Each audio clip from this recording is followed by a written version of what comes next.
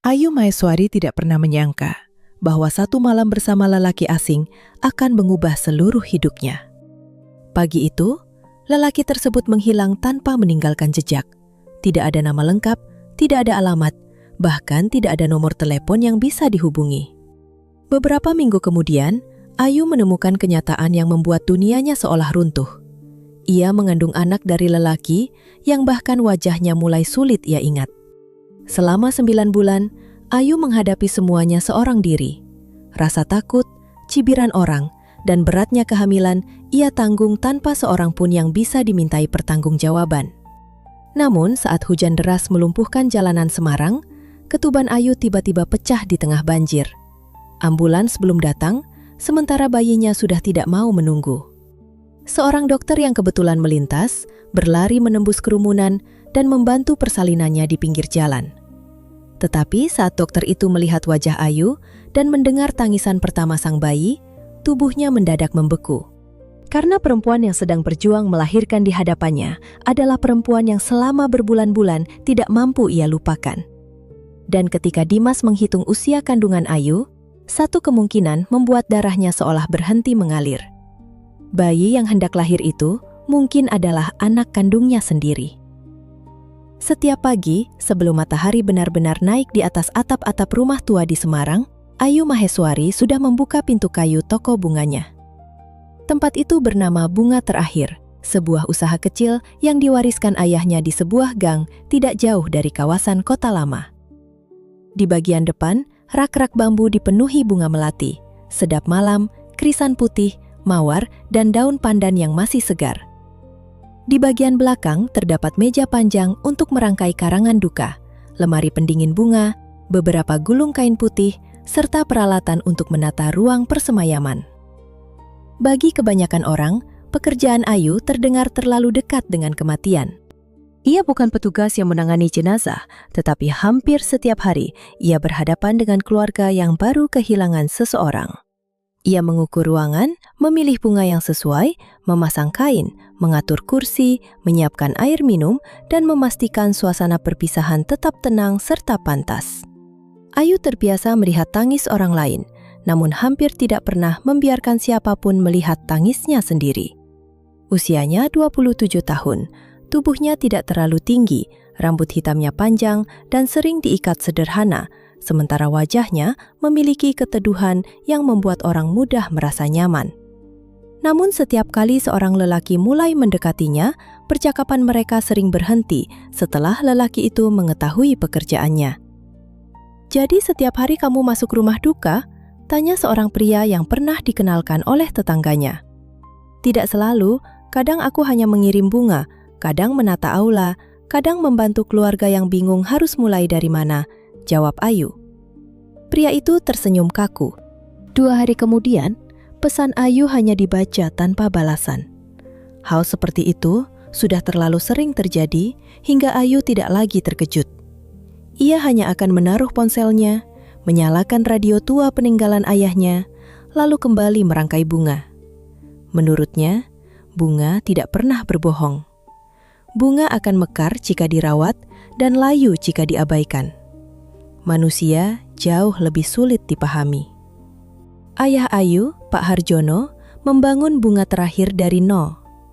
Dahulu tempat itu hanya kios kecil yang menjual bunga tabur untuk pemakaman. Setelah bertahun-tahun, ia mulai menerima pesanan dekorasi duka dari berbagai keluarga, baik Muslim, Kristen, Katolik, maupun penganut kepercayaan lain. Pak Harjono selalu berkata bahwa setiap keluarga memiliki cara sendiri untuk berpamitan, dan tugas mereka bukan menilai, melainkan membantu. Orang yang sedang berduka tidak butuh banyak nasihat, katanya kepada Ayu ketika ia masih remaja. Mereka butuh seseorang yang tidak menambah beban. Kalimat itu melekat di hati Ayu, bahkan setelah ayahnya meninggal karena serangan jantung 3 tahun lalu. Sejak saat itu, ia mengurus usaha seorang diri. Ibunya sudah lama meninggalkan mereka. Ketika Ayu baru berusia 9 tahun, ibunya pergi bersama seorang lelaki dari luar kota dan hanya meninggalkan sepucuk surat pendek. Pada awalnya, sang ibu masih sesekali menelpon. Namun lama-kelamaan suaranya menghilang, seperti azan dari masjid yang tertelan hujan lebat. Ayu tidak pernah benar-benar memaafkan ibunya. Ia juga tidak pernah mengaku betapa dalam luka itu tinggal di dalam dirinya. Pagi itu, Ayu sedang menyelesaikan pesanan karangan bunga untuk sebuah keluarga di Ungaran. Tulisan turut berduka cita sudah terpasang di tengah papan, dikelilingi krisan putih dan daun hijau. Ia baru saja memotong tangkai terakhir ketika terdengar suara benda jatuh di depan kios. Ayu mengira kucing liar menjatuhkan pot. Namun saat keluar, ia melihat seorang lelaki muda duduk di dekat tiang memegangi perutnya. Tubuhnya kurus, kaosnya kusam, celananya terlalu longgar, dan sandal jepitnya hampir putus. Di sampingnya terdapat sebuah tas ransel kecil. Ayu mendekat dengan hati-hati. "Mas, kamu sakit?" Lelaki itu mengangkat wajah. "Tidak, Mbak. Cuma belum makan sejak kemarin." Ayu tidak banyak bertanya. Ia membawanya ke dapur kecil di belakang toko, menyajikan nasi hangat, sayur lodeh, tempe goreng, dan segelas teh manis. Lelaki itu makan perlahan pada suapan pertama, lalu semakin cepat seolah takut makanan tersebut akan diambil kembali. Namanya Joko Prasetyo, usianya 24 tahun. Dengan suara tertahan, ia mengaku baru menyelesaikan program rehabilitasi karena ketergantungan narkoba. Keluarganya di Kendal menolak menerimanya kembali setelah ia beberapa kali mencuri barang di rumah. Sejak keluar dari pusat rehabilitasi, ia tidur berpindah-pindah di musala, terminal, atau emperan toko. "Saya tidak minta dikasihani," katanya. "Saya cuma butuh pekerjaan. Menyapu, mengangkat barang, apa saja. Saya pernah membantu usaha dekorasi milik paman, jadi sedikit tahu cara memasang kain dan papan bunga." Ayu menatap lengannya yang kurus. "Mengangkat pot saja mungkin kamu ikut terangkat." Joko tersenyum malu. "Kalau diberi makan 2 kali sehari, mungkin minggu depan saya lebih berat dari potnya." Joko tertawa sampai hampir tersedak nasi. Ayu buru-buru menyodorkan air minum. Candaan itu membuat suasana mencair, tetapi Ayu tetap memberinya syarat. Ia harus jujur, mengikuti konseling lanjutan, tidak membawa zat terlarang ke tempat kerja, dan bersedia pergi jika melanggar. Joko menyanggupi semuanya.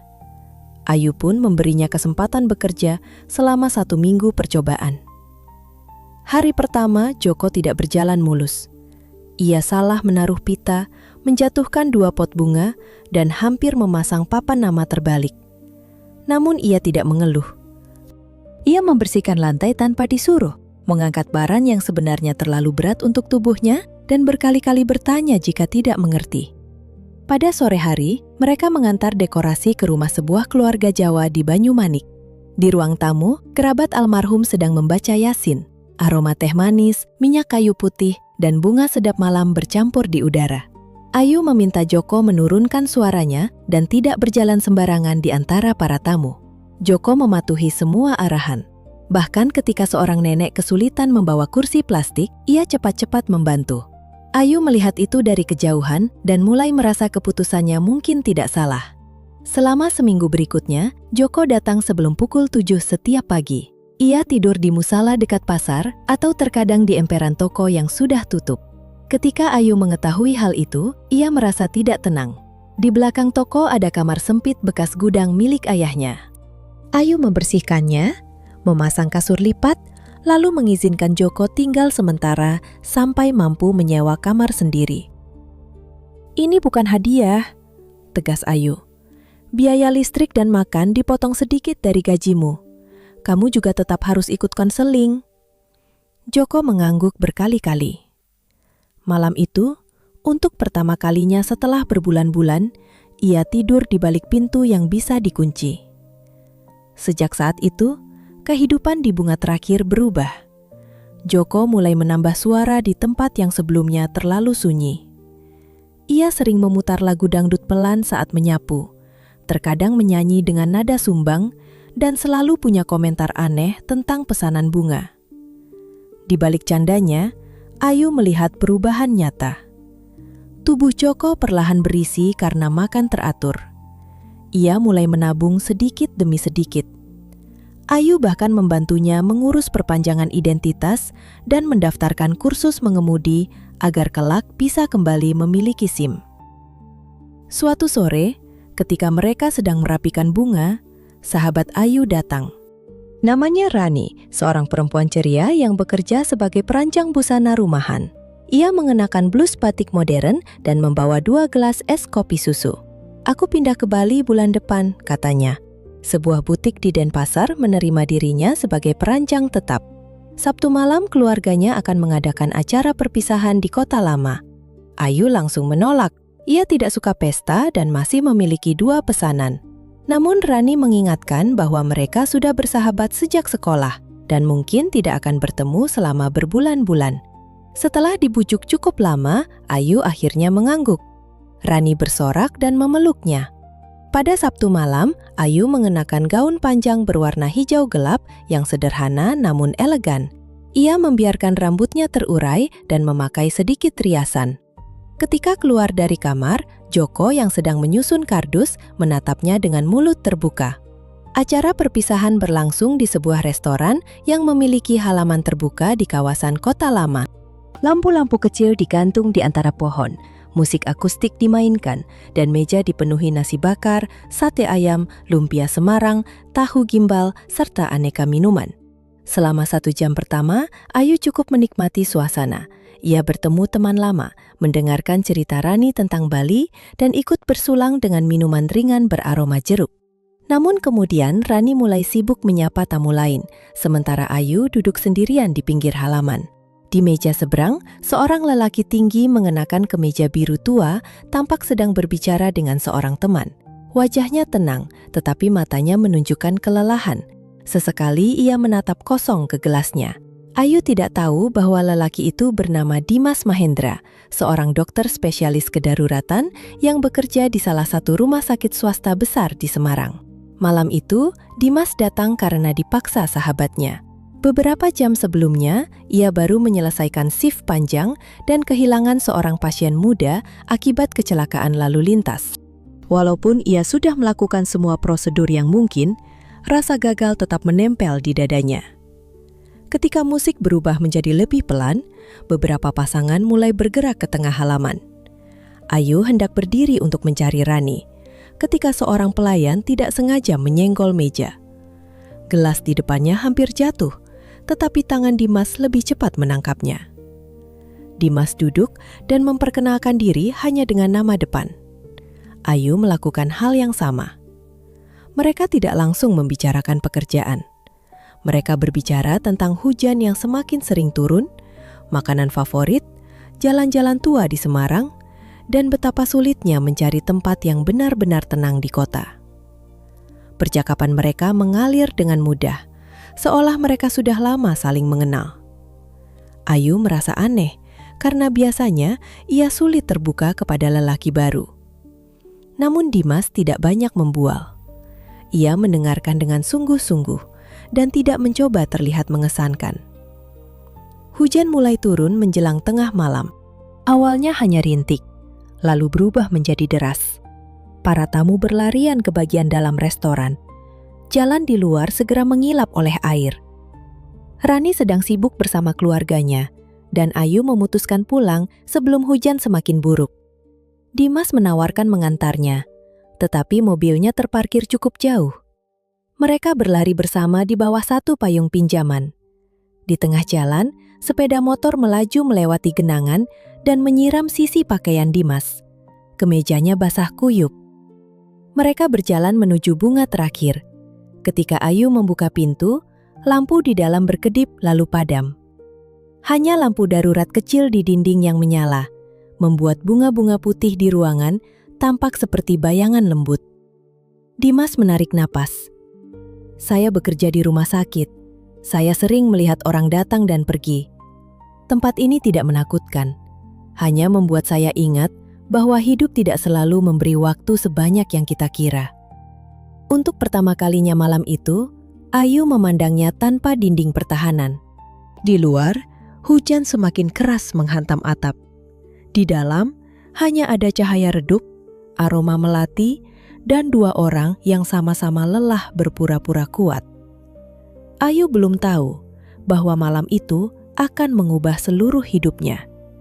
Ia juga belum tahu bahwa lelaki yang berdiri di antara rangkaian bunga putih itu kelak akan menjadi sumber luka terbesar sekaligus rumah yang paling ingin ia pertahankan.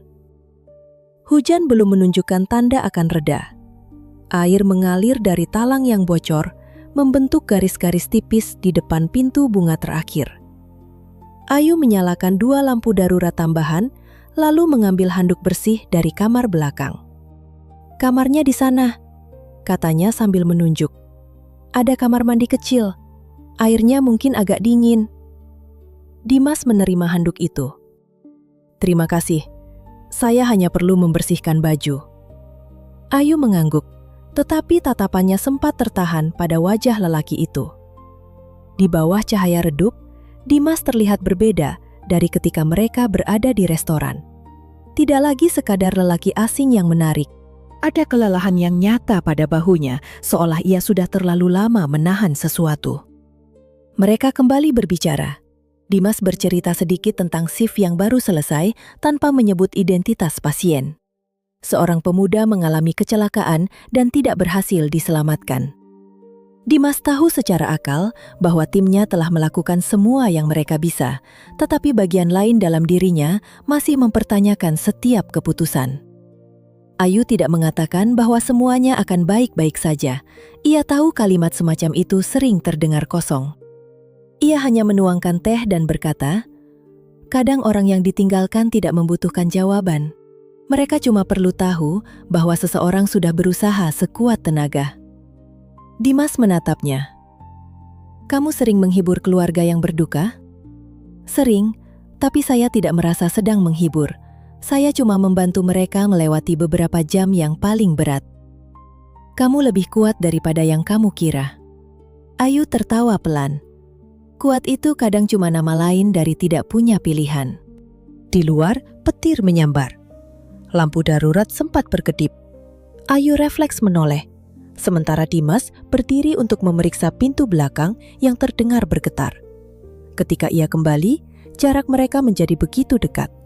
Tidak ada satupun dari mereka yang langsung bergerak. Mereka hanya saling menatap, mendengar hujan dan detak jam tua di dinding. Dimas mengangkat tangan dengan perlahan, seolah memberi kesempatan kepada Ayu untuk mundur. Ujung jarinya menyentuh helaian rambut yang menempel di pipi Ayu. "Kalau kamu merasa tidak nyaman, saya berhenti," katanya. Ayu seharusnya menjauh. Ia mengenal lelaki itu baru beberapa jam. Namun, malam itu, kesepian yang selama bertahun-tahun disimpannya terasa lebih berat daripada kehati-hatian. Ia juga melihat kesepian yang sama di mata Dimas. Ayu tidak menjawab dengan kata-kata. Ia hanya menutup jarak di antara mereka. Ciuman pertama mereka singkat dan ragu. Ciuman kedua lebih jujur. Setelah itu, hujan seperti menutup dunia di luar, meninggalkan 2 orang yang sama-sama ingin melupakan rasa kehilangan, walau hanya untuk 1 malam. Mereka tidak membuat janji, mereka tidak membicarakan masa depan. Kedekatan itu berlangsung dengan lembut, lahir bukan dari permainan, melainkan dari kebutuhan untuk merasa tidak sendirian. Ketika semuanya berakhir, Ayu tertidur di kamar kecil belakang dengan kepala bersandar pada bahu Dimas. Menjelang subuh, ponsel Dimas bergetar berkali-kali. Ia bangun dengan tubuh kaku dan mata masih berat. Nama adiknya muncul di layar. "Mas, ibu kecelakaan." Suara di seberang terdengar panik. "Mobilnya ditabrak truk di dekat Sidoarjo. Sekarang dibawa ke rumah sakit di Surabaya. Dokter bilang kondisinya kritis." Dimas langsung duduk, seluruh kantuknya hilang. Ia mencoba membangunkan Ayu, tetapi perempuan itu hanya menggumam pelan. Hujan masih turun, meski tidak sederas sebelumnya. Dimas harus segera berangkat. Ia mengambil kertas nota dari meja, menulis nama lengkap serta nomor teleponnya, lalu menyelipkannya di bawah cangkir dekat tempat tidur. "Ayu, saya harus pergi," bisiknya. "Ibu saya kecelakaan. Saya akan menghubungimu." Ayu tidak benar-benar terbangun.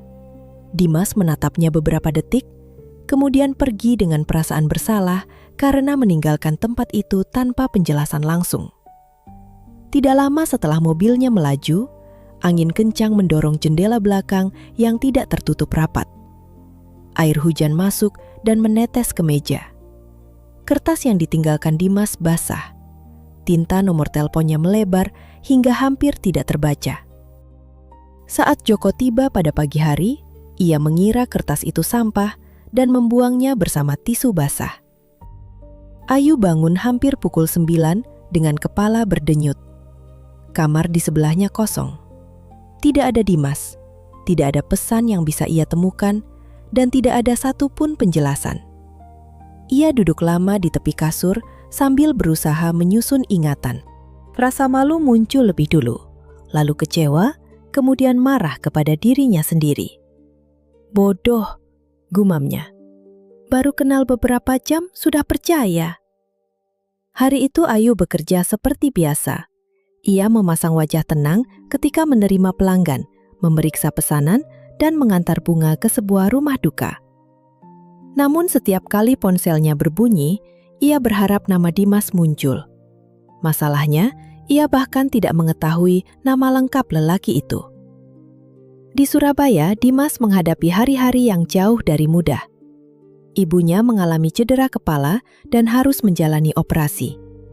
Selama lebih dari 2 minggu, Dimas hampir tidak meninggalkan rumah sakit. Setelah kondisi ibunya stabil, ia kembali ke Semarang dan langsung mencari bunga terakhir. Ia berjalan menyusuri kawasan tempat acara Rani berlangsung.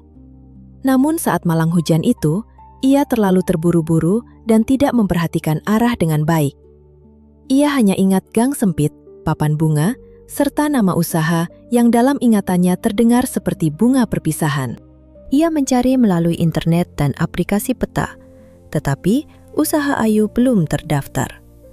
Papan nama depan juga sedang dilepas karena kayunya lapuk. Beberapa orang yang ia tanyai tidak tahu tempat tersebut. Dimas bahkan kembali ke restoran dan bertanya kepada pengelola tentang acara perpisahan malam itu. Namun, daftar tamu dipegang oleh keluarga Rani, sementara Rani sudah pindah ke Bali dan nomor lamanya tidak aktif.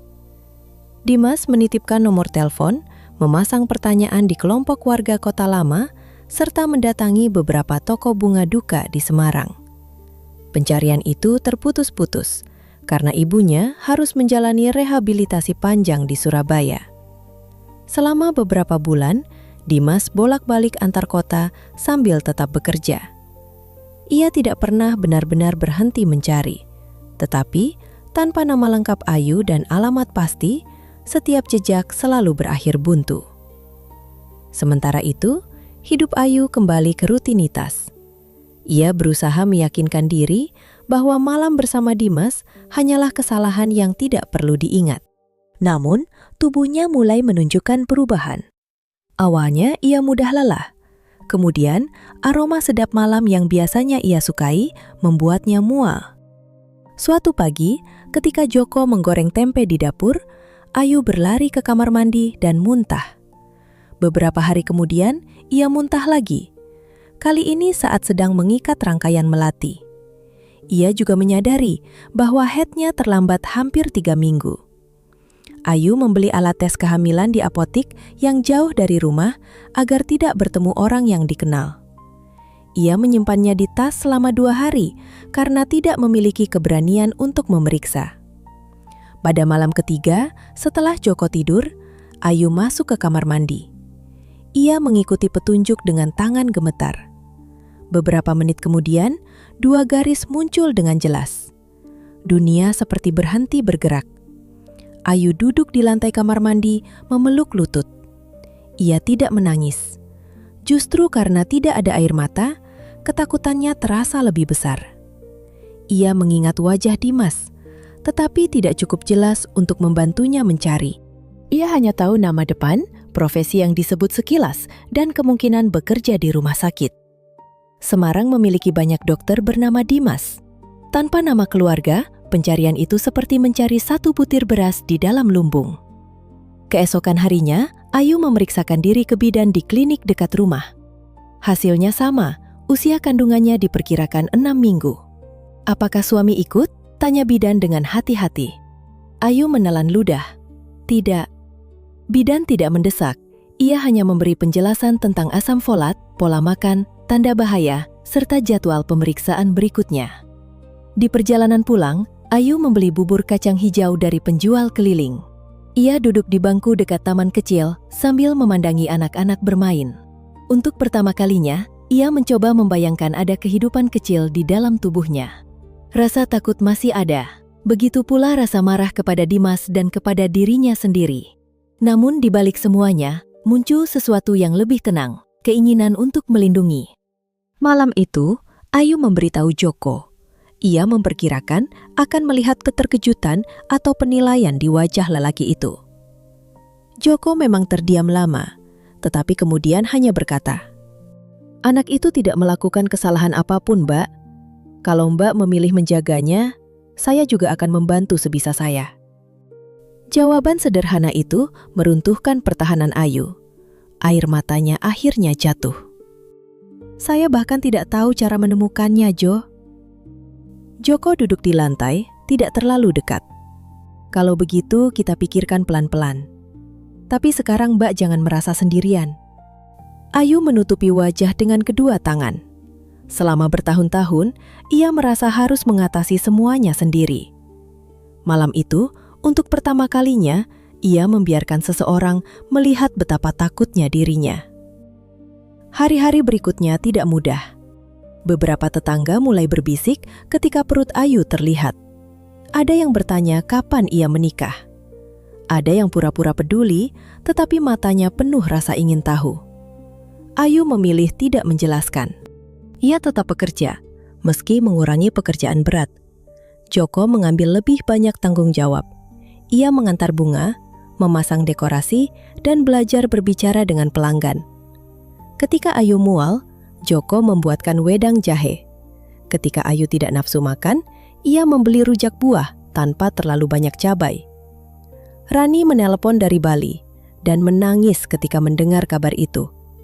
Ia merasa bersalah karena meninggalkan Ayu sendirian di acara tersebut. "Bukan salahmu," kata Ayu. "Aku sendiri yang mengambil keputusan. Coba aku cari tahu dari teman-teman yang datang." Rani menghubungi beberapa orang, tetapi tidak ada yang mengenal Dimas dengan baik. Ia datang sebagai teman seorang tamu lain. Jejaknya berhenti di sana. Bulan demi bulan berlalu. Ayu mengikuti pemeriksaan kandungan, menabung untuk biaya persalinan, dan menyiapkan sudut kamar untuk bayi. Ia membeli pakaian bayi sedikit demi sedikit dari pasar Johar. Beberapa pemberian datang dari pelanggan lama yang mengetahui keadaannya. Pada malam-malam tertentu, Ayu berbicara kepada bayi di dalam kandungannya. "Ibu belum tahu seperti apa hidup kita nanti," bisiknya sambil mengusap perut. "Tapi ibu janji, kamu tidak akan merasa dibuang." Janji itu bukan hanya untuk anaknya, itu juga janji kepada dirinya sendiri yang berusia 9 tahun. Anak kecil yang pernah berdiri di depan jendela, menunggu ibu yang tidak pernah pulang. Memasuki bulan ke-9, dokter meminta Ayu lebih banyak beristirahat. Tekanan darahnya kadang naik, dan posisi bayi sudah rendah. Ia dilarang bepergian jauh serta mengangkat barang. Ayu berusaha patuh, tetapi sulit melepaskan bunga terakhir. Usaha itu bukan sekedar sumber penghasilan. Tempat itu adalah peninggalan ayahnya, satu-satunya bagian dari masa lalu yang masih bisa ia pegang. Suatu sore, Joko pergi mengantar dekorasi menggunakan mobil bak sewaan. 2 jam kemudian, Ayu menerima telepon dari seorang warga. Mobil yang ditumpangi Joko bersenggolan dengan sepeda motor di dekat Kaligawe. Tidak ada korban serius, tetapi Joko dibawa ke sebuah klinik karena luka di lengan. Ayu panik, hujan turun sejak siang dan beberapa ruas jalan mulai tergenang. Ia mencoba menghubungi Joko, tetapi ponselnya tidak aktif. "Cuma melihat sebentar," kata Ayu kepada dirinya sendiri. "Setelah tahu dia baik-baik saja, aku langsung pulang." Ia mengenakan kerudung tipis, mengambil payung, lalu keluar rumah. Tidak ada yang tahu bahwa langkah sederhana itu akan membawanya kepada pertemuan yang sudah berbulan-bulan dicari oleh 2 orang dari arah yang berbeda. Langit Semarang sore itu berwarna kelabu pekat. Hujan turun tanpa jeda, menampar genting, kaca toko, dan permukaan jalan yang mulai dipenuhi air. Ayu berjalan perlahan sambil memegangi bagian bawah perutnya. Payung yang dibawanya hampir tidak berguna karena angin mendorong air dari segala arah. Ia sebenarnya tahu bahwa keluar rumah dalam kondisi hamil tua adalah keputusan buruk. Namun bayangan Joko terluka dan sendirian membuatnya tidak bisa duduk tenang. Sejak ayahnya meninggal, Joko adalah satu-satunya orang yang membantu menjaga bunga terakhir tetap hidup. Ayu tidak menganggapnya sekadar pegawai lagi. Di ujung gang, ia mencoba memesan ojek daring. 3 pengemudi membatalkan pesanan karena jalan menuju Kaligawe tergenang. Angkot yang biasanya lewat juga tidak terlihat. Akhirnya, Ayu memutuskan berjalan sampai jalan besar, berharap menemukan taksi atau kendaraan yang bersedia mengantarnya. Belum sampai 500 meter, rasa nyeri tajam mencengkeram perutnya. Ayu berhenti di bawah atap sebuah warung yang sudah tutup. Ia menarik napas panjang dan menunggu sakit itu menghilang. Beberapa minggu terakhir, ia memang sering merasakan kontraksi palsu. Jadi ia mencoba meyakinkan diri bahwa ini bukan sesuatu yang serius. Namun 5 menit kemudian, nyeri itu datang lagi. Kali ini lebih kuat dan menjalar ke punggung. "Jangan sekarang," bisiknya. "Tolong jangan sekarang." Seorang ibu penjual gorengan yang sedang membereskan dagangan memperhatikannya. "Mbak, tidak apa-apa." Ayu memaksakan senyum. "Sepertinya cuma kram." Ibu itu mendekat menatap perut Ayu yang sudah sangat besar. "Sudah berapa bulan?" 9. Wajah sang ibu langsung berubah. "Loh, jangan bilang mau melahirkan." Ayu hendak menjawab ketika tiba-tiba ia merasakan cairan hangat mengalir di sepanjang kakinya. Ia menunduk, napasnya tercekat, ketubannya pecah. Panik segera menyebar. Penjual gorengan memanggil suaminya. Seorang pengemudi becak motor berhenti. 2 pegawai minimarket keluar membawa kursi plastik. Orang-orang mulai berkumpul. Sebagian benar-benar ingin membantu. Sebagian hanya ingin tahu apa yang terjadi. Suara-suara itu saling bertumpuk. Ayu mencoba duduk, tetapi kontraksi berikutnya membuat lututnya lemas. Ia berpegangan pada tiang warung dan mengerang. "Jangan ramai-ramai," katanya dengan napas terputus. "Saya malah susah bernapas." Ibu penjual gorengan mengusir beberapa orang yang terlalu dekat. Ia menggelar kardus bersih dan selembar tikar plastik di bagian warung yang kering. Seseorang membawa kain sarung baru dari toko sebelah. Ayu mencoba menghubungi klinik, tetapi sinyal buruk. Ponselnya licin di tangan.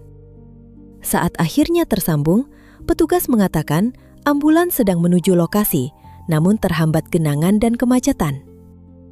Kontraksi datang semakin rapat. Ayu merasakan tekanan kuat ke bawah, jauh berbeda dari rasa sakit sebelumnya. Tubuhnya seolah mengambil alih tanpa meminta izin. "Saya tidak akan sempat ke rumah sakit," katanya, suaranya mulai bergetar. "Bisa, Mbak, ambulans sebentar lagi," kata ibu penjual gorengan, meski wajahnya sendiri tampak takut. Pada saat yang sama, sebuah mobil hitam berhenti beberapa meter dari kerumunan. Dimas Mahendra baru saja menyelesaikan kunjungan ke rumah pasien. Ia hendak kembali ke rumah sakit ketika melihat orang-orang berkumpul di tengah hujan. Awalnya ia mengira terjadi kecelakaan. Namun setelah turun dan mendengar seseorang berteriak bahwa ada perempuan hendak melahirkan, Dimas langsung membuka bagasi. Ia mengambil tas medis darurat yang selalu dibawanya. "Saya dokter, tolong beri jalan." Orang-orang menoleh dan segera menyingkir. Dimas berjalan cepat ke bawah atap warung. Pandangannya langsung jatuh pada seorang perempuan yang duduk setengah berbaring di atas tikar. Wajahnya pucat dan rambutnya menempel di dahi. Butuh beberapa detik sebelum ia mengenali Ayu. Dimas membeku. Dimas tidak pernah benar-benar berhenti mencari dan memikirkan perempuan itu. Ia membayangkan berbagai cara mereka akan bertemu kembali, tetapi tidak pernah membayangkan akan menemukannya di tengah banjir, hamil besar, dan hampir melahirkan di pinggir jalan. Ayu membuka mata dan melihat seorang lelaki berjongkok di hadapannya. Hujan, rasa sakit, dan kepanikan membuat wajah Dimas tampak kabur. Ia tidak langsung mengenalinya. "Nama saya Dimas. Saya dokter," katanya, memaksa dirinya tetap tenang. "Saya akan membantu. Ambulans sedang dalam perjalanan." Kontraksi kembali datang. Ayu mencengkeram lengan Dimas begitu kuat hingga kukunya menekan kulit. Dimas memeriksa tekanan darah dan denyut nadinya. Ia bertanya tentang usia kehamilan, riwayat pemeriksaan, posisi bayi, dan apakah ada komplikasi sebelumnya. Ayu menjawab sebisanya. Ketika Dimas melihat liontin kecil berbentuk bunga melati di leher Ayu, ingatannya menjadi semakin pasti. Liontin itu sama dengan yang dipakai perempuan di bunga terakhir malam itu. Ia melirik perut Ayu, menghitung cepat dalam pikirannya, lalu merasakan sesuatu bergetar di dalam dadanya. Usia kehamilan itu sesuai. Namun sekarang bukan saatnya bertanya. "Dengarkan saya," kata Dimas. "Tarik napas perlahan lewat hidung, keluarkan lewat mulut. Jangan mengejan sebelum saya bilang." "Saya merasa bayinya turun." Dimas meminta bantuan dua perempuan untuk membuat penutup dengan kain sarung agar Ayu tidak menjadi tontonan. Ia memakai sarung tangan dari tas medis, memeriksa keadaan seaman mungkin, lalu menyadari kepala bayi sudah sangat rendah. "Kita tidak bisa memindahkanmu sekarang," katanya. "Bayi akan lahir di sini." Wajah Ayu pucat. "Saya takut." Dimas menatap lurus ke matanya. "Takut boleh, tapi kamu tidak sendirian. Fokus pada suara saya." Kata-kata itu terasa asing sekaligus akrab bagi Ayu. Ada sesuatu dalam nada Dimas yang membuatnya merasa pernah mendengarnya. Tetapi, rasa sakit menghapus kemungkinan untuk berpikir. Kontraksi berikutnya datang seperti gelombang besar. Dimas memberi arahan dengan suara tegas namun tenang. Ayu mengejan, lalu berhenti untuk bernapas. Di sela-sela rasa sakit, ia mengeluh, marah, bahkan menyalahkan hujan, jalan berlubang, dan Joko yang ponselnya tidak aktif. Beberapa orang di luar penutup kain ikut tegang. Ibu penjual gorengan terus membacakan doa pendek. Seorang bapak memegang payung di atas tas medis. Pegawai minimarket membawa air mineral, handuk bersih, dan kantong plastik. Waktu terasa bergerak sangat lambat. Ayu berkeringat meski udara dingin. Tangannya tidak pernah melepaskan lengan Dimas. "Sekali lagi," kata Dimas. "Tarik napas, sekarang dorong." Ayu mengumpulkan sisa tenaganya. Ia mengejan sambil menahan teriakan. Beberapa saat kemudian, tangisan bayi terdengar di bawah atap warung. Dimas membersihkan jalan napas bayi, mengeringkannya, dan memastikan ia bernapas dengan baik. Bayi itu laki-laki, tubuhnya kecil namun tampak sehat. Dimas membungkusnya dengan kain bersih, lalu meletakkannya di dada Ayu. Ayu menatap wajah anaknya dan langsung menangis. Semua rasa takut, sakit, dan kesepian selama 9 bulan seperti keluar bersamaan. "Halo," bisiknya. "Ibu di sini." Dimas memandang mereka dengan dada sesak. Pada bagian belakang bahu bayi, terlihat tanda lahir kecil berbentuk lengkung. Dimas memiliki tanda yang hampir sama, begitu pula ayah dan adiknya. Ia tidak berani menjadikan itu bukti, tetapi kecurigaannya semakin kuat. Suara sirena akhirnya terdengar. Petugas ambulans datang membawa tandu. Dimas menjelaskan kondisi ibu dan bayi, tindakan yang sudah dilakukan, serta hal-hal yang perlu diawasi. Ia ikut masuk ke ambulans karena ingin memastikan keduanya stabil sampai rumah sakit. Sepanjang perjalanan, Ayu sangat lelah. Matanya beberapa kali terpejam. Bayi berada di dekat dadanya, dibantu seorang petugas. Dimas duduk di sisi lain. Ia ingin mengatakan bahwa mereka pernah bertemu. Ia ingin bertanya apakah bayi itu anaknya. Namun ia tahu, Ayu baru saja melewati persalinan darurat dan tidak boleh dibebani kejutan lain. Saat ambulans berguncang melewati genangan, Ayu membuka mata. "Terima kasih," katanya lemah. Dimas menahan banyak kata di tenggorokan. Kamu yang melakukan bagian tersulit. Dimas tidak merasa dirinya sedang membawa keberuntungan. Ia justru merasa takdir baru saja mengembalikan seseorang yang lama ia cari, tetapi dengan sebuah kenyataan yang dapat mengubah hidup mereka semua. Ia menelepon rumah sakit tempatnya bekerja untuk membatalkan jadwal malam. Kemudian, ia meminta izin kepada dokter yang menangani Ayu untuk tetap mengetahui perkembangan kondisinya sebagai tenaga medis yang memberikan pertolongan awal. Beberapa jam kemudian, dokter kandungan memberi kabar bahwa Ayu stabil.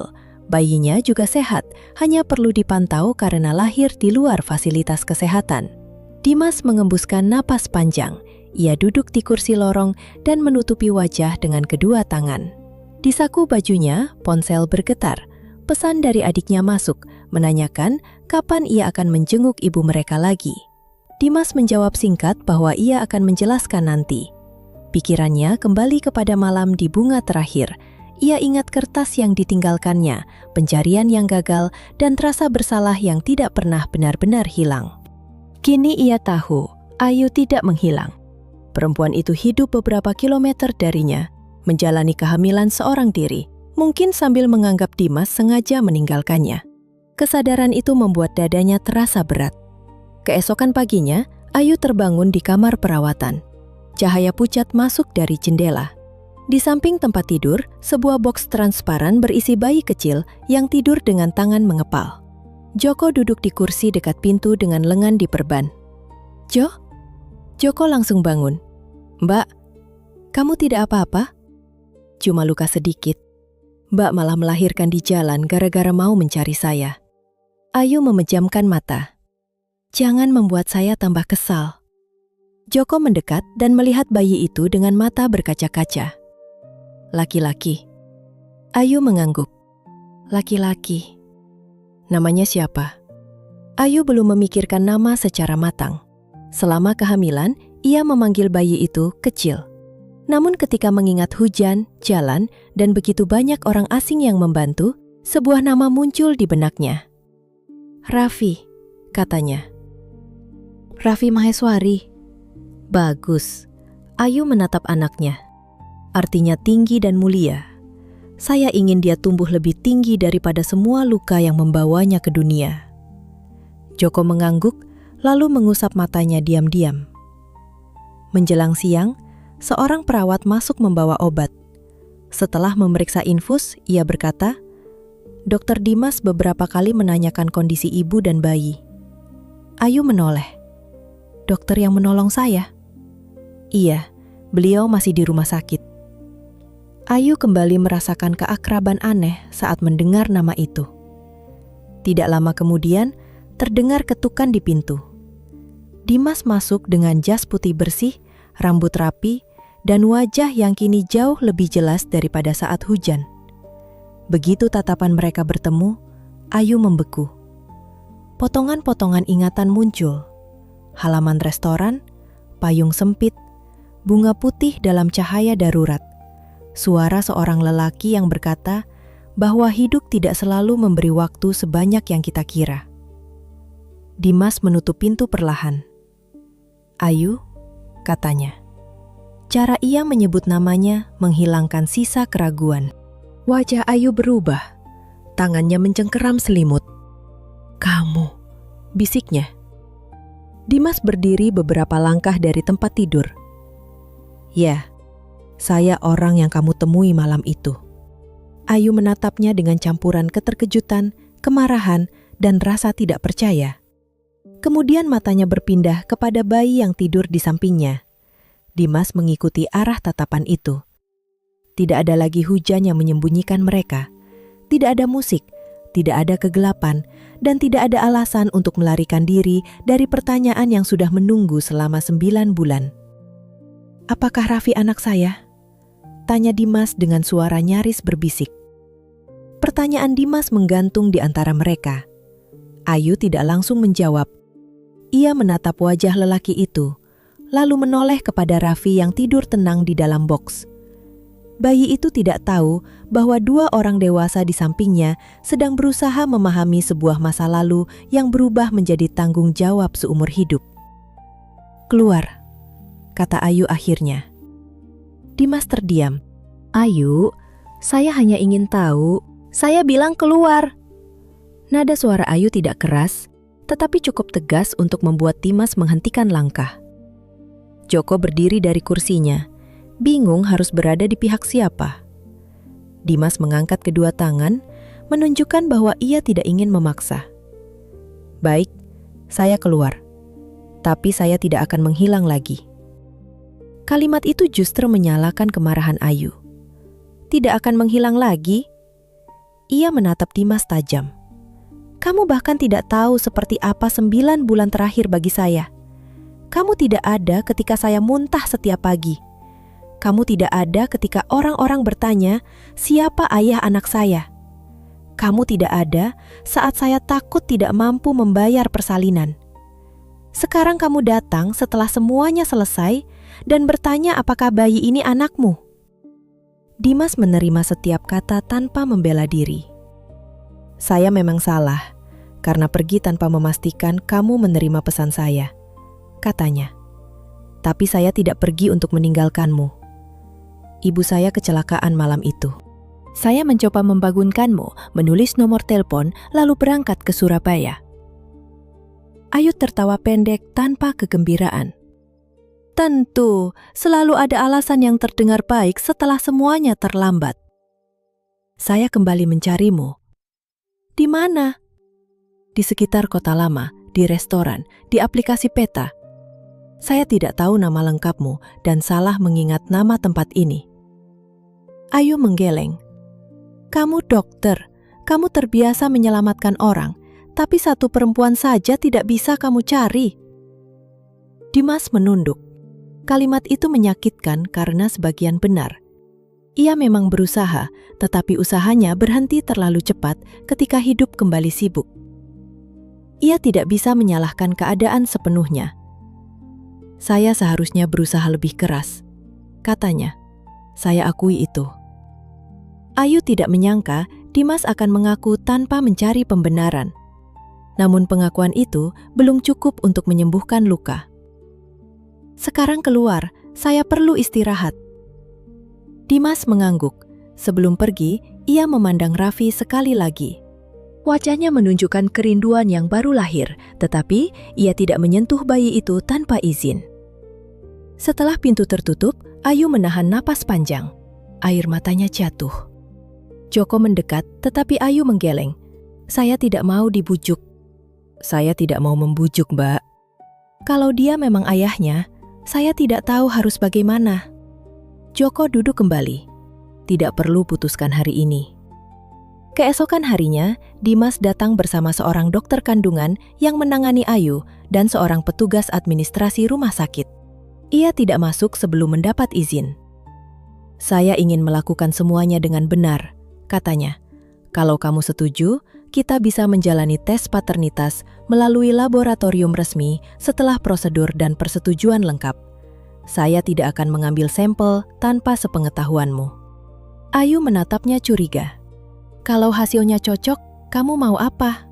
"Saya ingin bertanggung jawab sebagai ayah. Tapi saya tahu, hasil tes tidak memberi saya hak untuk memaksa kamu menerima saya sebagai pasangan." Jawaban itu membuat Ayu sedikit tenang. Setelah berbicara dengan dokter dan memahami prosesnya, ia setuju. Sampel diambil secara aman. Hasilnya baru keluar beberapa hari kemudian setelah Ayu dan Raffi pulang. Dimas tidak menunggu hasil untuk mulai membantu.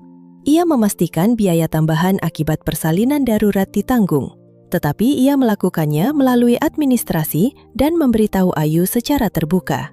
Ia tidak menyelipkan uang atau memperlakukannya seperti orang yang dapat dibeli. Ketika hari kepulangan tiba, Dimas datang membawa kursi bayi untuk mobil. Ayu sudah berdiri di lobi bersama Joko dan Raffi. Ia tampak lelah, namun lebih kuat daripada beberapa hari sebelumnya. "Saya bisa pulang naik taksi," katanya. "Saya tahu," jawab Dimas. "Saya hanya menawarkan. Kalau kamu menolak, saya tidak akan memaksa." Ayu melirik kursi bayi yang sudah terpasang dengan benar di mobil Dimas. Ia juga melihat hujan tipis di luar dan jalan yang masih licin. Setelah ragu cukup lama, ia mengangguk. "Antar sampai rumah saja." Dimas tidak tersenyum berlebihan. "Baik." Perjalanan berlangsung sunyi. Joko duduk di belakang bersama Ayu dan Raffi, sementara Dimas mengemudi pelan. Sesekali ia melihat ke kaca tengah, memastikan bayi itu baik-baik saja. Ketika sampai, Dimas membantu membawa barang hingga teras. Ia tidak langsung masuk. "Terima kasih," kata Ayu singkat. "Boleh saya melihat Raffi sebentar?" Ayu menatapnya beberapa detik, lalu menggeser kain penutup bayi. Dimas mendekat. Mata Raffi terbuka sedikit, kemudian tangannya bergerak seolah mencari sesuatu. Dimas mengulurkan satu jari. Jari kecil itu langsung menggenggamnya. Wajah Dimas berubah. Untuk pertama kalinya sejak mereka bertemu kembali, Ayu melihat air mata di matanya. "Dia kuat," bisik Dimas. "Dia harus kuat." Dimas mengangguk, seperti ibunya. Ayu tidak menjawab. Ia membawa Raffi masuk dan menutup pintu perlahan. 2 hari kemudian, hasil tes tiba. Dimas meminta laboratorium mengirim salinan resmi kepada Ayu. Angka itu jelas, kemungkinan paternitas lebih dari 99,99%. Ayu membaca dokumen tersebut di meja makan. Joko berdiri di belakangnya sambil menggendong Raffi dengan canggung. "Jadi benar?" tanya Joko. Ayu mengangguk. "Lalu?" "Saya tidak tahu." Dimas datang sore itu setelah Ayu mengizinkan. Ia duduk di ruang tamu dengan jarak yang sopan. Tidak ada jas putih, tidak ada sikap seorang dokter. Ia hanya seorang lelaki yang menunggu keputusan dari ibu anaknya. "Saya tidak akan meminta kamu melupakan 9 bulan itu," katanya. "Saya juga tidak akan bilang bahwa niat saya cukup untuk menghapus akibatnya. Saya hanya minta kesempatan untuk hadir mulai sekarang." "Kesempatan seperti apa?"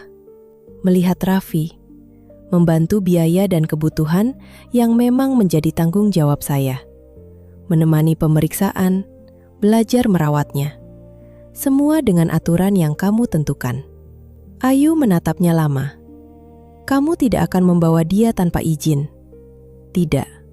Kamu tidak akan datang mendadak tengah malam kecuali darurat." "Tidak.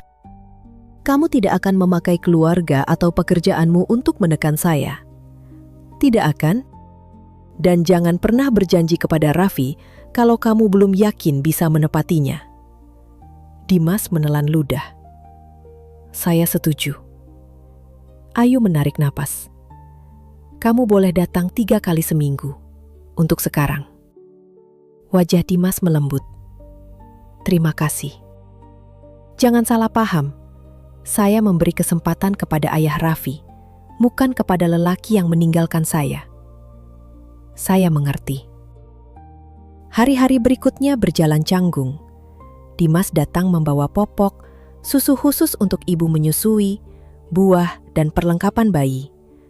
Namun Ayu sering mengembalikan barang yang dianggap berlebihan. Ia juga belajar mengganti popok. Pada percobaan pertama, perekatnya terbalik. Pada percobaan kedua, Raffi buang air kecil tepat ketika popok dibuka. Joko tertawa begitu keras hingga harus bersandar ke dinding. Ayu yang melihat dari pintu hampir tersenyum. Ia segera memalingkan wajah agar tidak ketahuan. Dimas tidak hanya datang ketika suasana mudah. Ia tetap hadir saat Raffi rewel, saat Ayu kurang tidur, dan saat pekerjaan menumpuk. Ia menawarkan menjaga bayi sementara Ayu menyelesaikan pesanan, tetapi tidak mengambil alih tanpa bertanya. Suatu malam, Raffi menangis tanpa henti. Tubuhnya terasa sedikit hangat. Ayu panik dan mencoba menghubungi klinik, namun tidak mendapat jawaban. Setelah beberapa menit bimbang, ia menekan nama Dimas di ponselnya.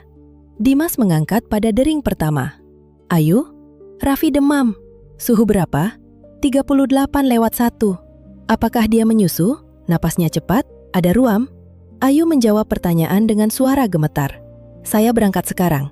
Sambil menunggu, jangan selimuti terlalu tebal." Beri ASI sedikit-sedikit, saya sampai sekitar 15 menit. Dimas datang bahkan lebih cepat. Ia memeriksa Raffi, lalu menyarankan membawa bayi ke rumah sakit karena usianya masih sangat kecil. Ayu setuju tanpa berdebat. Di ruang pemeriksaan, Dimas tetap membiarkan dokter anak lain menangani Raffi agar penilaian tetap objektif. Hasil pemeriksaan menunjukkan infeksi ringan yang dapat ditangani, tetapi bayi perlu dipantau beberapa jam. Ayu duduk di kursi lorong sambil menutupi wajah. Saya takut sekali. Dimas duduk di sampingnya, tidak langsung menyentuh. Kamu melakukan hal yang benar dengan menelpon. Saya merasa menjadi ibu yang buruk. Saya tidak tahu dia demam sejak kapan. Kamu kelelahan, itu bukan berarti kamu buruk. Ayu menoleh. Kamu selalu bicara setenang ini kepada keluarga pasien. Tidak selalu, kadang saya juga panik. Kamu tidak terlihat panik. Saya panik sejak mendengar suaramu di telepon. Kejujuran itu membuat Ayu diam. Beberapa jam kemudian, suhu Raffi turun. Mereka diizinkan pulang dengan obat dan jadwal kontrol. Di dalam mobil, Ayu duduk di belakang sambil memeluk Raffi. Dimas mengemudi tanpa banyak bicara. Ketika sampai rumah, Ayu tidak langsung turun. Dimas, ya? Terima kasih sudah datang. Dimas menoleh sedikit. Kapanpun, Ayu menggeleng. Jangan bilang kapanpun kalau kamu tidak benar-benar maksud. Saya benar-benar maksud. Untuk sesaat, mereka saling menatap melalui kaca tengah. Tidak ada pengampunan penuh di sana. Namun, untuk pertama kalinya, ada retakan kecil pada tembok yang dibangun Ayu. Keesokan pagi, Dimas datang membawa bubur ayam tanpa sambal, pisang, dan teh hangat. Ia juga membawa buku kecil berisi jadwal menyusu, suhu tubuh, serta waktu pemberian obat. Kamu membuat catatan? Tanya Ayu. Supaya kita tidak lupa. Kita? Dimas ragu. Kalau kata itu belum boleh, saya ganti. Ayu menatap buku tersebut. Tidak perlu. Dimas tidak menanggapi, tetapi senyum kecil muncul di wajahnya.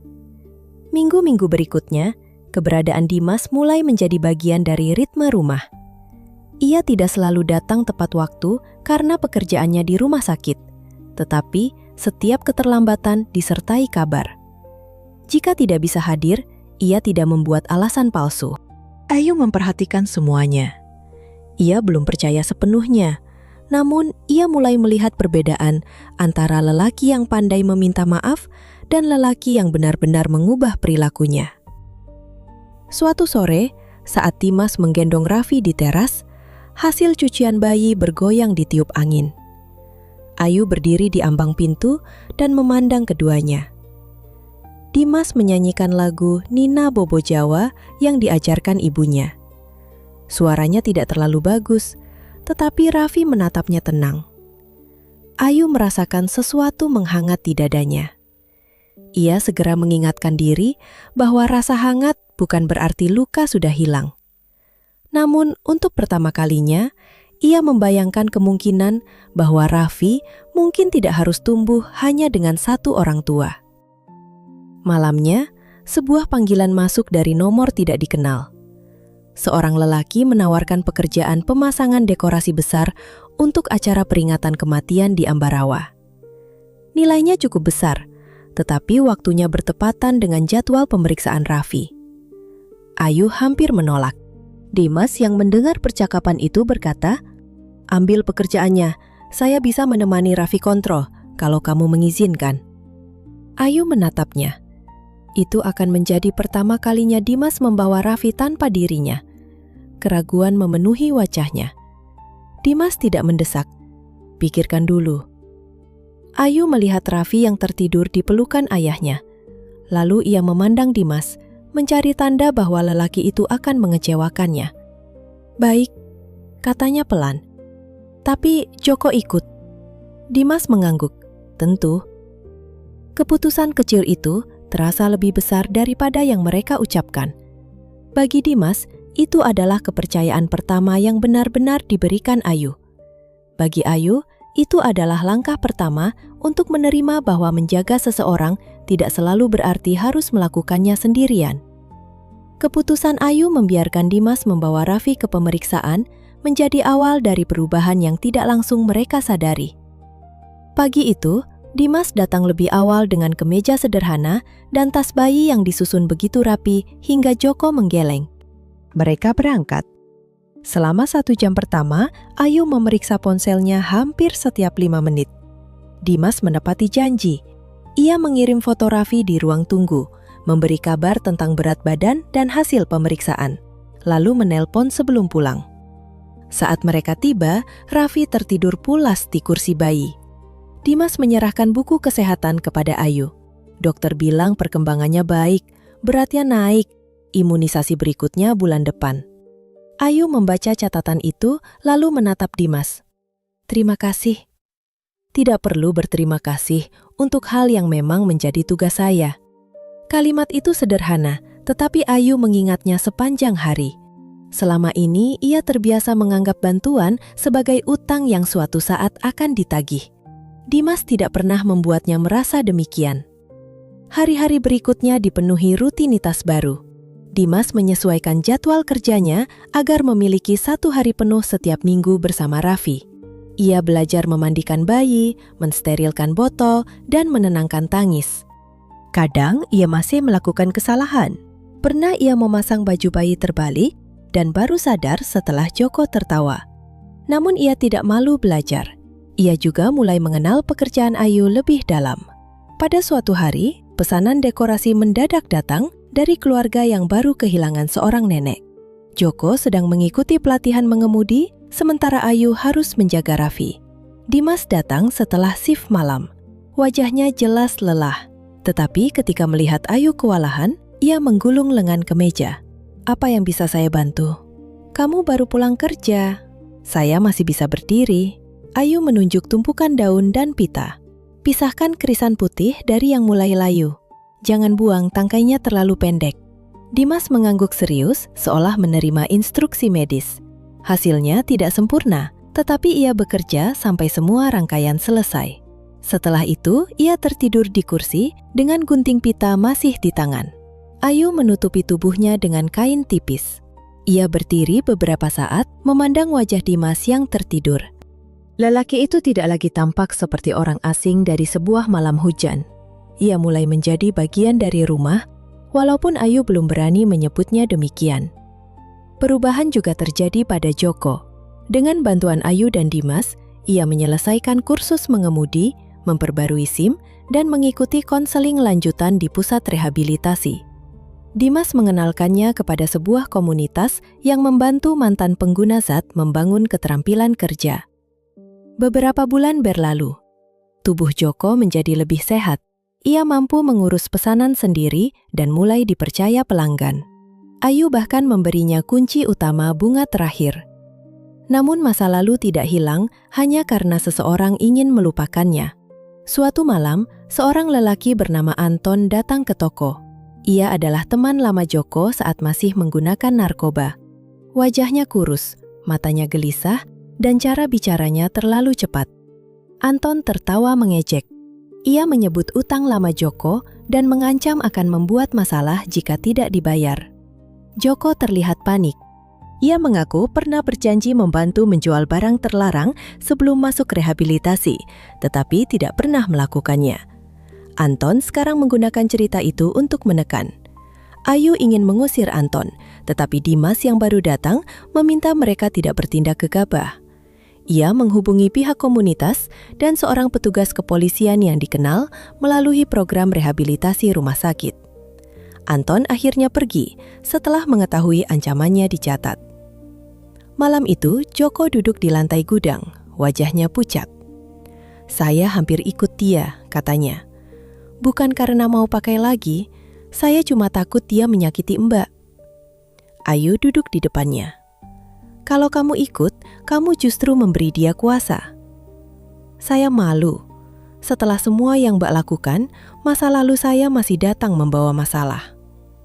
Dimas bersandar di pintu. Masa lalu datang bukan berarti kamu harus membukakan pintu.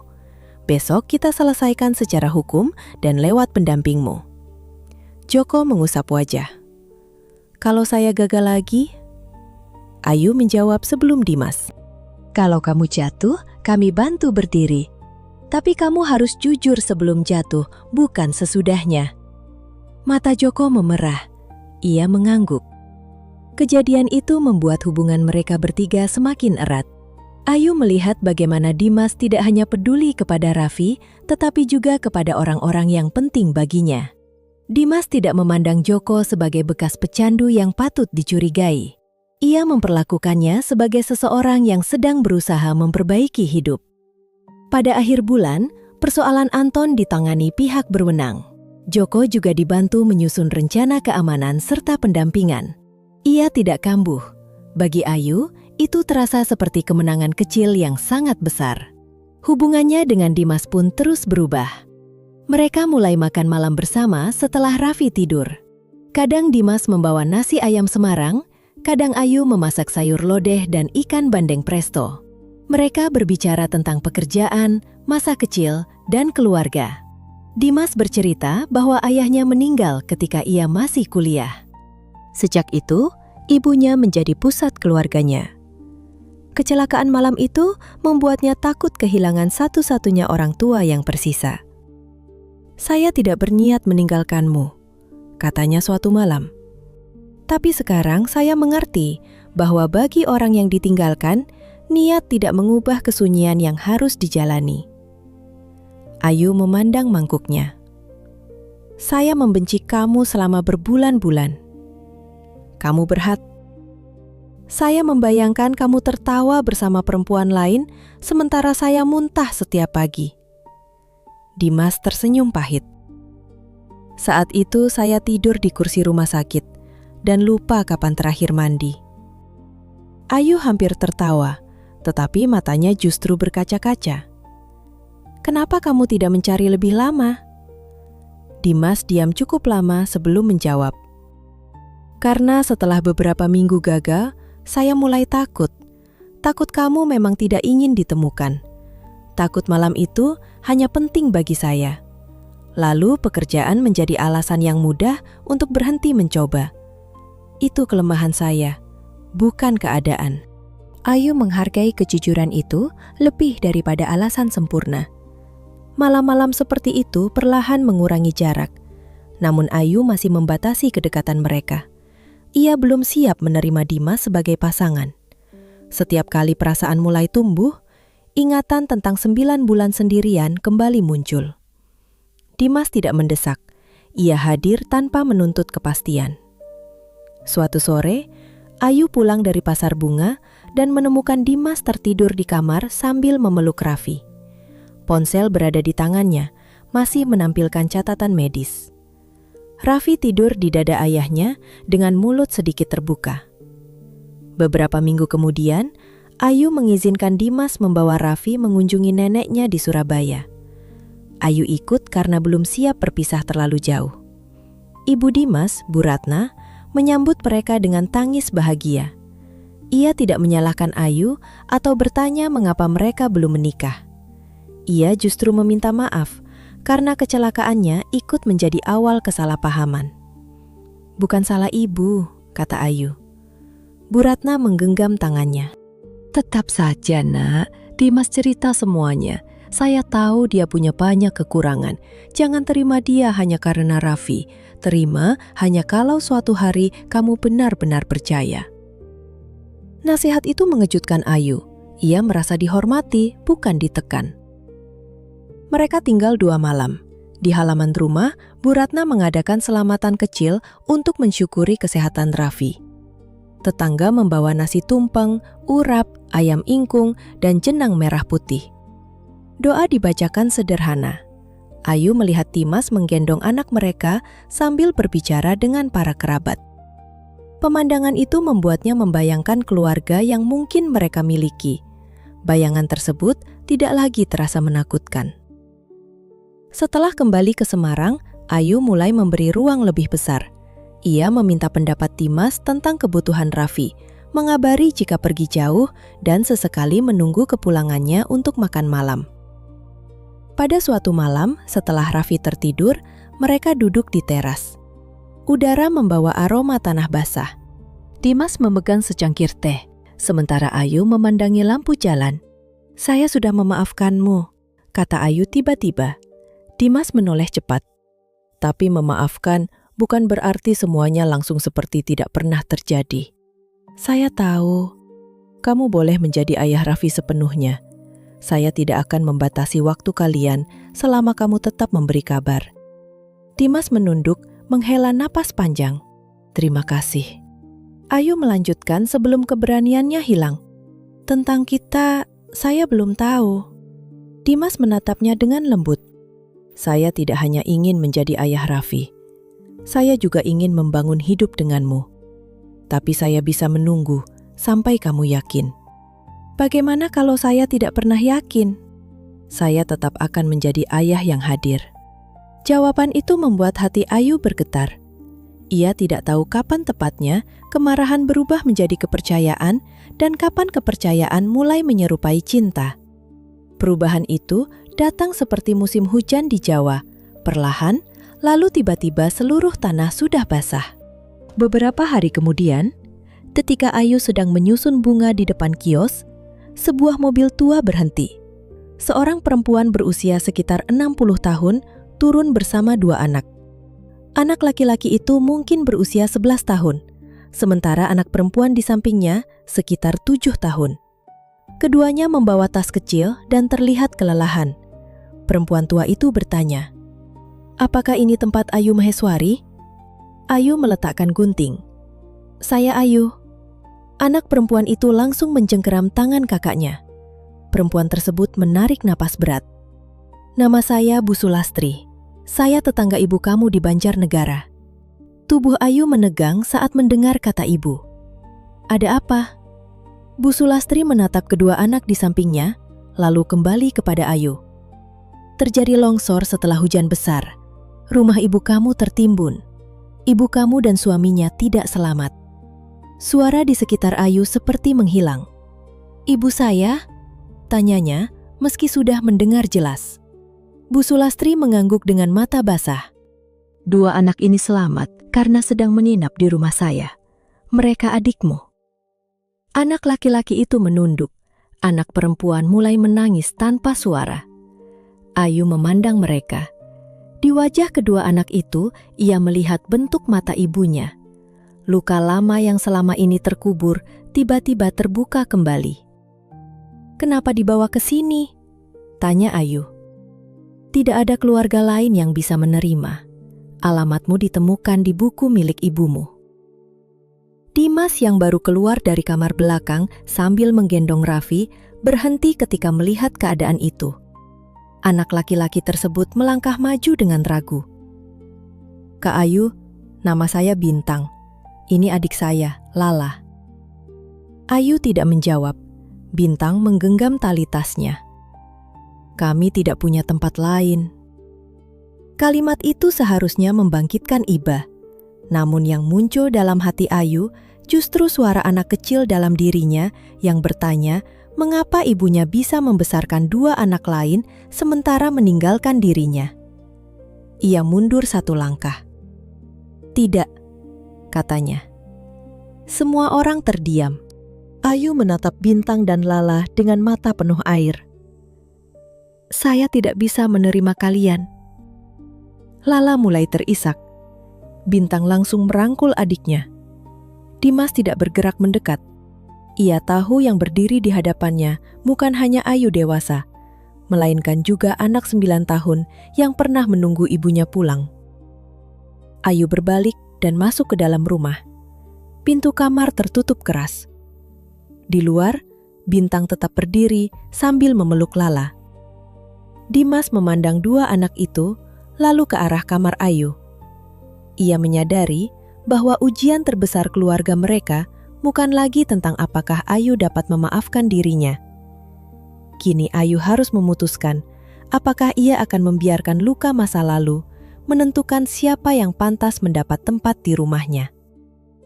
Di dalam kamar, Ayu duduk di tepi tempat tidur sambil menekan kedua telapak tangan ke wajah.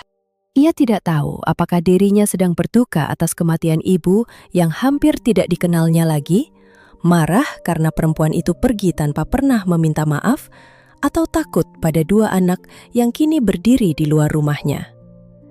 Tangis Lala terdengar samar dari ruang depan. Setiap isakan menusuk, tetapi juga membangkitkan sesuatu yang pahit.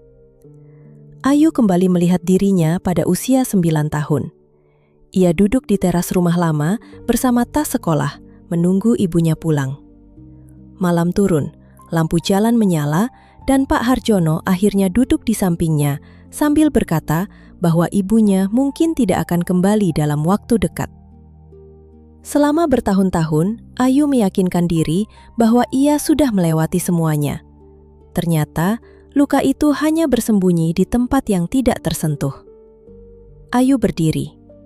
Mereka punya ibu saya. Mereka mendapat semua yang tidak saya dapatkan. Mereka dipeluk, dibesarkan, ditemani saat sakit. Sekarang, setelah ibu meninggal, mereka datang dan meminta saya menjadi keluarga. Apa itu adil? Tidak, jawab Dimas. Ayu terkejut. Tidak adil kamu ditinggalkan, lanjut Dimas. Tidak adil, kamu harus tumbuh dengan pertanyaan yang tidak pernah dijawab. Tidak adil juga, dua anak itu kehilangan orang tua dalam satu malam. Semua itu tidak adil, dan menerima mereka tidak akan mengubah masa lalu. Lalu kenapa saya harus menerima? Kamu tidak harus memutuskan karena rasa bersalah. Saya hanya berharap kamu tidak membuat keputusan saat luka yang bicara paling keras. Ayu memalingkan wajah. Dimas tidak mendekat atau mencoba memeluknya. Ia tahu ada kesedihan yang harus diberi ruang. Bintang bilang sesuatu, kata Dimas pelan. Apa? Dia bilang kalau rumah ini hanya bisa menerima satu anak. Ambil Lala saja. Dia bersedia pergi ke panti, asalkan adiknya aman. Ayu menutup mata. Dia mengatakan itu. Dimas mengangguk. Dia tidak meminta apa-apa untuk dirinya sendiri. Kalimat itu merobohkan sesuatu dalam hati Ayu. Ketika ibunya pergi, Ayu pernah berdoa agar ada orang yang datang dan berkata bahwa ia akan dijaga. Tidak ada siapapun selain ayahnya. Kini di ruang depan ada seorang anak laki-laki yang bahkan rela kehilangan rumah agar adiknya tidak sendirian. Ayu berjalan keluar kamar. Bintang duduk di ujung sofa dengan tubuh kaku. Lala tidur setengah bersandar di bahunya, matanya bengkak. Bu Sulastri memegang tas mereka. Joko berdiri di dekat dapur sambil menggendong Raffi. Ketika melihat Ayu, Bintang segera berdiri. Kak, maaf, katanya. Kami tidak mau membuat kakak susah. Kalau Lala boleh tinggal, saya bisa ikut petugas. Lala terbangun dan langsung menggenggam baju kakaknya. Aku ikut Kak Bintang. Bintang membelai kepala adiknya. Kamu di sini saja, kakak nanti datang. Ayu tidak mampu menahan air mata. Ia berlutut di depan mereka. Bintang, Lala, lihat Kak Ayu. Kedua anak itu menatap dengan takut. Kalian tidak salah karena dilahirkan. Kalian juga tidak salah karena ibu memilih hidup yang berbeda.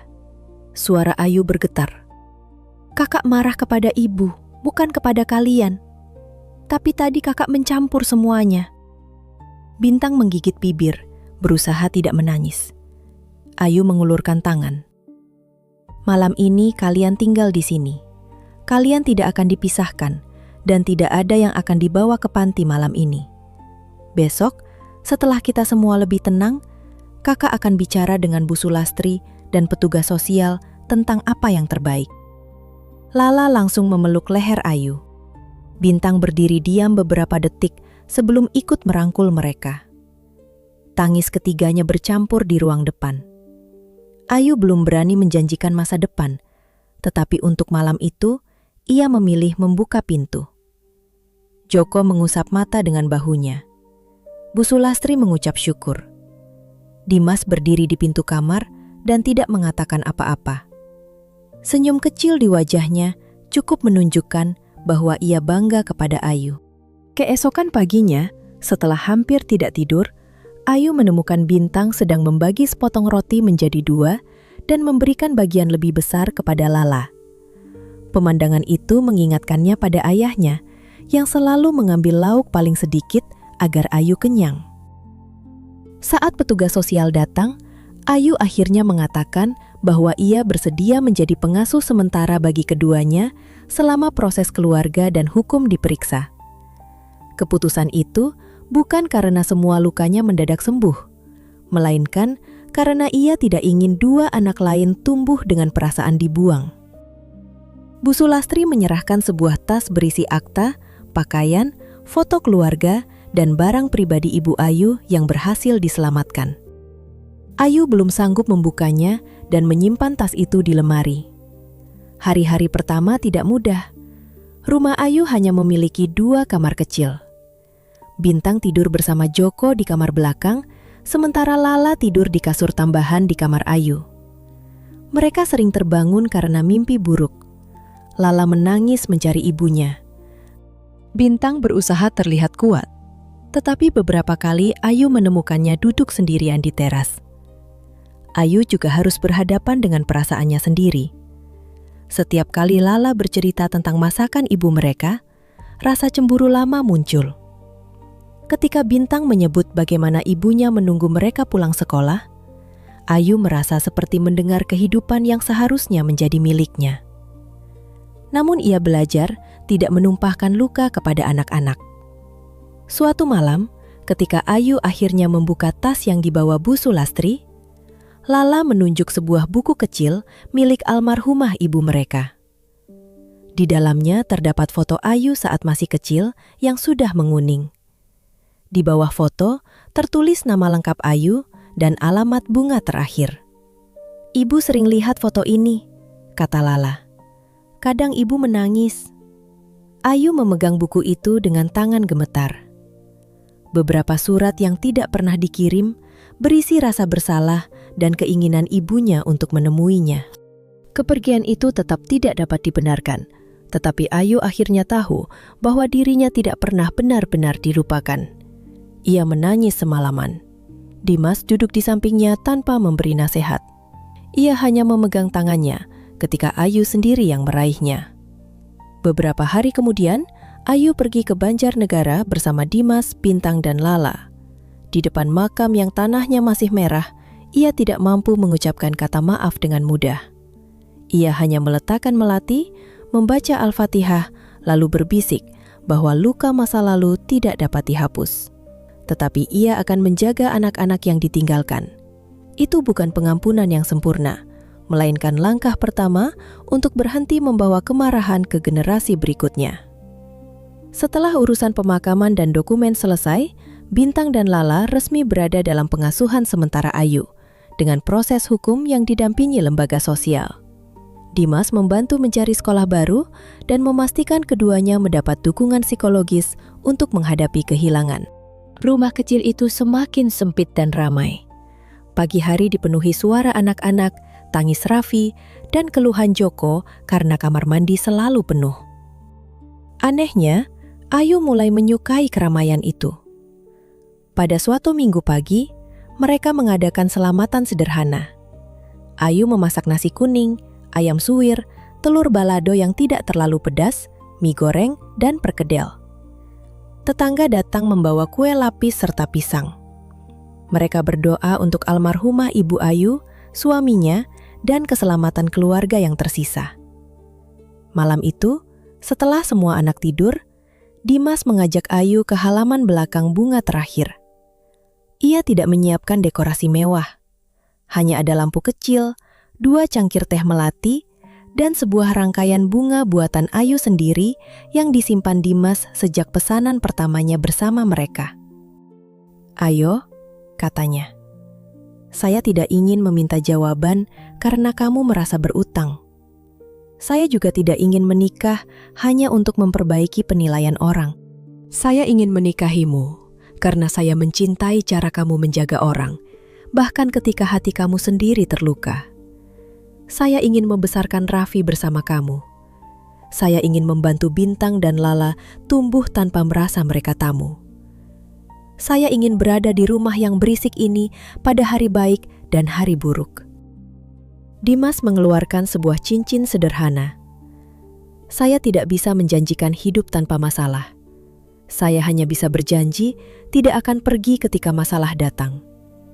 Ayu Maheswari, apakah kamu bersedia membangun keluarga bersama saya? Ayu tidak langsung menjawab. Ia memandang bunga, lampu, dan lelaki di depannya. Dulu ia mengira cinta datang seperti kilat, terang, mengejutkan, lalu hilang. Dimas mengajarinya bahwa cinta juga dapat datang seperti orang yang menyapu halaman setiap pagi. Tidak selalu dramatis, tetapi hadir, berulang, dan nyata. Ayu mengulurkan tangan. Ya Dimas, saya mau. Tapi kita membangun keluarga ini bersama-sama. Tidak ada yang berjalan sendirian dan tidak ada yang pergi diam-diam lagi. Dimas memasangkan cincin itu dengan tangan gemetar, lalu memeluknya. Dari balik pintu, terdengar suara Joko, Bintang, dan Lala yang ternyata menguping. Ayu tertawa. Jawaban paling penting dalam hidupnya disambut oleh rumah yang sudah lebih dahulu menjadi keluarga. Beberapa bulan kemudian mereka menikah sederhana di masjid dekat rumah. Ayu mengenakan kebaya putih dengan kain batik teruntung, sedangkan Dimas memakai beskap modern. Bintang membawa kotak cincin, Lala membawa melati, dan Joko sibuk mengatur para tamu. Pernikahan tidak menghapus semua masalah. Jadwal Dimas tetap berat, Ayu kadang masih takut ditinggalkan, dan anak-anak membutuhkan waktu untuk beradaptasi. Namun mereka belajar berbicara setiap kali masalah datang. Dimas menepati janjinya untuk tetap hadir, sedangkan Ayu belajar bahwa meminta bantuan bukan tanda kelemahan. 5 tahun kemudian, mereka pindah ke rumah yang lebih besar di daerah Ungaran.